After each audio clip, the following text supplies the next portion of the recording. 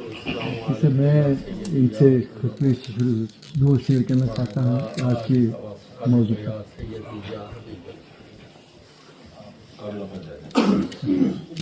معزز سامعین و ناظرین اور مقتدر علماء کرام اور علماء شان، میں نے بھی آپ حضرات کے لیے جانشین شیخ العالم حضرت علامہ پیر خواجہ محمد نور العارفین صاحب صدیقی سجادہ رشید آستانات میں لینے آپ سے درس مصنوی شریف سنا ہے۔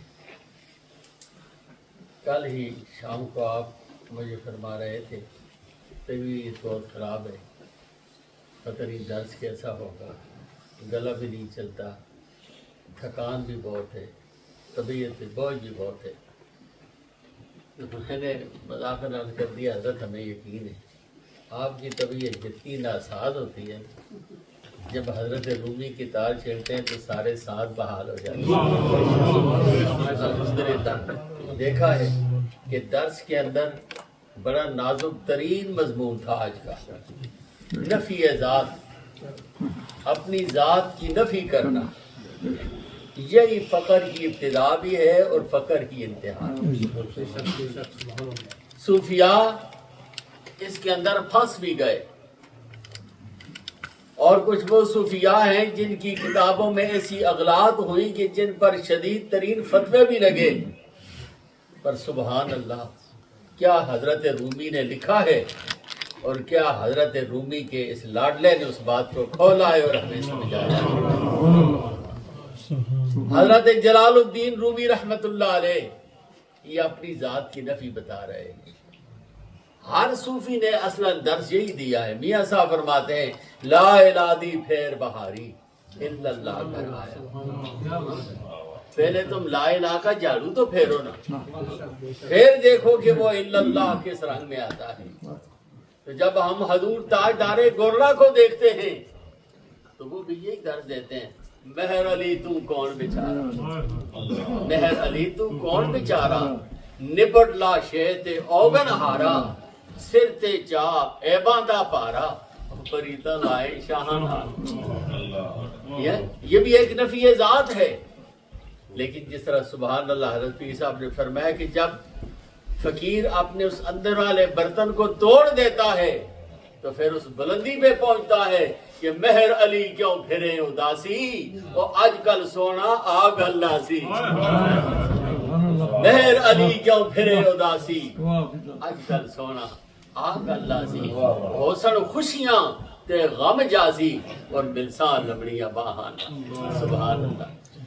ابتدائی میں حضرت بابا فرید پاک پتن سے بول رہے تھے منیم واللہ یارا منیم، یہ مشکل ترین مضمون تھا، پر مدینہ شریف سے آپ ایسی بیٹری چارج کرا کے آئے ہیں کہ ایک ایک جملہ سمجھ میں آیا، ایک ایک مضمون کھل کر، کانوں تک نہیں، ظاہری اسباب کے مطابق نہیں، ایک ایک جملہ الحمدللہ سامعین کی روحوں کے ساتھ ٹکرا رہا تھا اور وہ اپنی تاثیر دکھا رہا تھا۔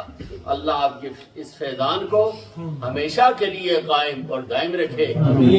حاضرین و سامعین، یہ جو حضرت رومی کا سودا اس دکان پر نہیں، دکانات بہن یہ تو کیسے کیری ہے الحمدللہ۔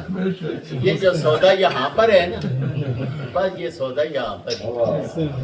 اللہ تعالیٰ آپ کو سلامت رکھے۔ حضرت چودھری حاجی محمد لطیف جو حضرت کے خادم تھے، حضور شیخ العالم کے خادم تھے، نسبت کا مضبوط ترین ثبوت دے کر آخر تک ساتھ چلے۔ جیسا کہ فرما پریا اسدا جانی ہے جس طرح تو حاجی لطیف صاحب نے اپنی محبت کی، یہ وہی سرائی تھی جس کا ذکر ہو رہا تھا، یہ وہی گلا تھا جس کا ذکر ہو رہا تھا، طریقت و شریعت و حقیقت و محبت کی سرائی کو جو حاجی لطیف صاحب نے حضور شیخ العالم سے بھری تھی وہ توڑ لے کر گئے۔ آخری دعاؤں کے اندر آخری وقت بھی جانشین حضور شیخ العالم کا موجود ہونا، مثال سے 2 دن پہلے موجود ہونا، آخری ملاقاتیں، آخری دعاؤں کی تمنائیں اور آخری حسرت پیش کرنا کہ مجھے اپنی دعاؤں میں ضرور یاد رکھنا۔ پھر وصال کے وقت کیا دعا ہوئی، پھر مکہ شریف میں کتنی دعائیں ہوئی، مدینہ طیبہ میں یہ ہے سبحان اللہ تیرے آستاں پہ آئے تیری یاد کھینچ لائی اور رکھے خدا سلامت اس در سے آشنائی۔ حاجی صاحب کی جو آشنائی تھی وہ سلامت رہی ہے۔ آج الحمدللہ ان کے بچوں پر، ان کی بچیوں پر، ان کے نوازوں پر الحمدللہ وہ طریقت کا رنگ اور نور موجود ہے۔ چودھری ارشاد صاحب بھی، ان کی اہلیہ بھی، یہ حضرت کی معیت میں مدینہ اگر کوئی خالص دنیا دار ہوتے تو وہ کہتے ہم گھر کی پھوڑی کو چھوڑ کر کس لیے جائیں، پر انہیں پتا تھا کہ جس کی پھوڑی کے لیے ہم بیٹھنا چاہتے ہیں قبولیت ہے تو اللہ کے دربار میں یا رسول اللہ کے دربار میں ہے۔ الحمدللہ اللہ کریم حاجی صاحب کے درجات بلند فرمائے، پورے خاندان کو اللہ کریم صبر و اجر نصیب فرمائے، اور ہمارے بڑے درویش ساتھی ہمیں پتہ ہی نہیں چلا اور فون جا کر آپ حضرت سید الشہداء کی بارگاہ سے کر رہے ہیں، حافظ صاحب میں ام رسول کے قدموں میں حاضر ہوں، آپ کے لیے دعائیں کر رہا ہوں، اللہ آپ کا سفر بھی قبول فرمائے۔